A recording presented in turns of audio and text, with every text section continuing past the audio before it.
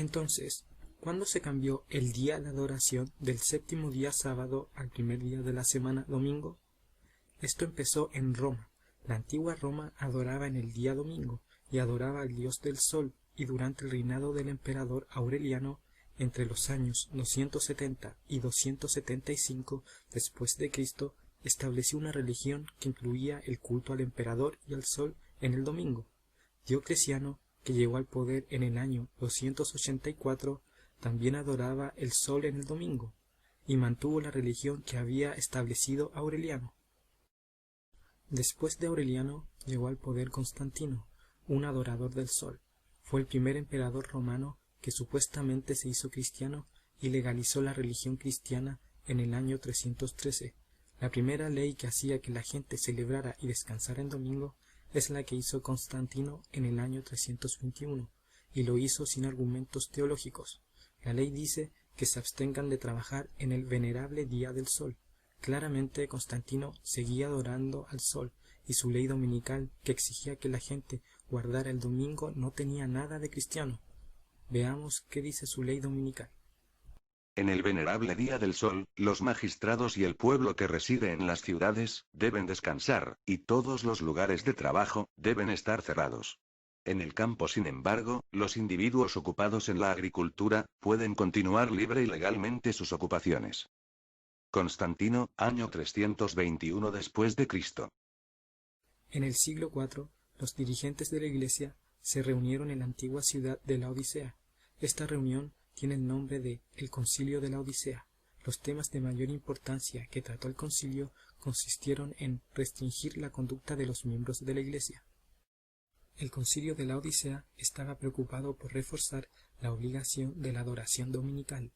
El Concilio de la Odisea instruyó a los cristianos a no judaizar, sino a trabajar en el Shabbat, o sábado, y descansar, si fuese posible, en el día del sol, domingo. El concilio expresó sus decretos en la forma de reglas escritas o cánones. Entre los 59 o 60 cánones decretados, varios apuntaron a limitar la judaización entre los cristianos. Los cristianos no deben judaizar, descansando el sábado, sino que deben trabajar en ese día, y honrar más bien el día del Señor. Y si pueden, descansar entonces como cristianos. Pero si se sorprende a cualquiera de ellos, siendo judaizante, sea anatema de parte de Cristo. Concilio de la Odisea, Canon 29. En el tiempo de la ley dominical y el Concilio de la Odisea, la mayoría de los cristianos no guardaban el domingo. Sócrates Escolástico lo registra. Sócrates Escolástico nació en Constantinopla en el año 380. Fue un historiador griego de la Iglesia cristiana. Él escribió en el siglo V lo siguiente. Si bien, casi todas las iglesias del mundo celebran los sagrados misterios en sábado, cada semana, los cristianos de Alejandría y Roma han cesado de hacer esto. Sócrates Escolástico. Para defender la observancia del domingo, por el año 800, supuestamente una carta había venido directamente del cielo. La misma carta afirma haber sido escrita por Jesús. Supuestamente esta carta la descubrió un sacerdote, y dice que apareció sobre el altar de San Pedro en Roma. A esta carta se le conoce como la Epístola de Jesús, y pertenece a la literatura apócrifa, es decir, no es canónica ni es parte de la Biblia. Dios ordenó que se santificara el domingo, pues él mismo ha escrito ese mandato a los hombres, no sea que hagan trabajo servil en domingo. Cualquier plaga o desgracia que ha caído en el mundo se debe a la transgresión del domingo. Hay bestias, más aún, en ciertas partes del Oriente, que han sido enviadas a los hombres para tomar venganza de la transgresión del domingo. Supuesta epístola de Jesús. Esta carta de Jesús muestra cómo los líderes católicos medievales intentaban cambiar el sábado bíblico por el domingo. Dios advirtió que un poder buscaría cambiar los tiempos y la ley. Veamos Daniel 7, versículo 25. Y hablará palabras contra el Altísimo, y a los santos del Altísimo quebrantará, y pensará en cambiar los tiempos y la ley. La Iglesia Católica admite haber cambiado el día sábado por el domingo.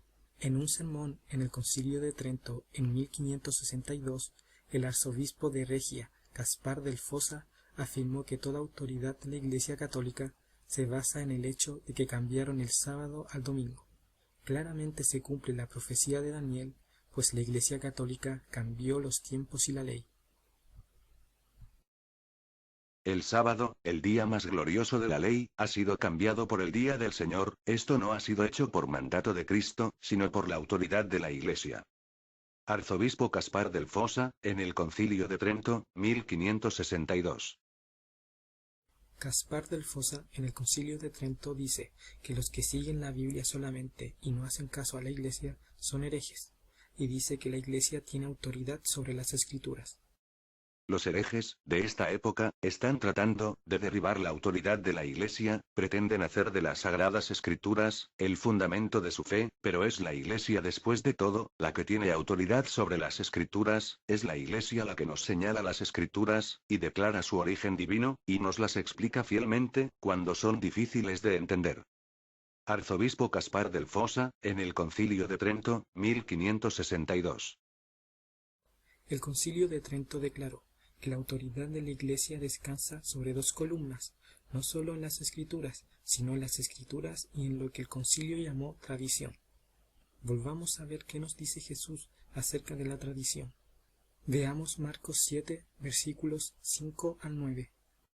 Le preguntaron, pues, los fariseos y los escribas: ¿por qué tus discípulos no andan conforme a la tradición de los ancianos?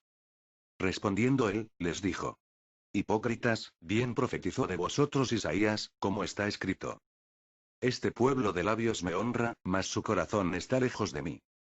Pues en vano me honran, enseñando como doctrinas mandamientos de hombres. Porque dejando el mandamiento de Dios, os aferráis a la tradición de los hombres. Les decía también: Bien invalidáis el mandamiento de Dios para guardar vuestra tradición. Para finalizar, recuerden que Dios mismo escribió los 10 mandamientos con su dedo. Veamos Éxodo 31, versículo 18. Y dio a Moisés, cuando acabó de hablar con él en el monte de Sinaí, 2 tablas del testimonio, tablas de piedra escritas con el dedo de Dios. Los 10 mandamientos son muy importantes, tan importantes que el mismo Dios los escribió con su dedo, y ningún versículo en el Nuevo Testamento menciona algún cambio en la ley. Si Dios hubiera hecho algún cambio en la ley y el sábado, los profetas lo hubieran dicho claramente. Bueno amigos, esto ha sido todo y recuerden seguir a Dios antes que a los hombres. Adiós.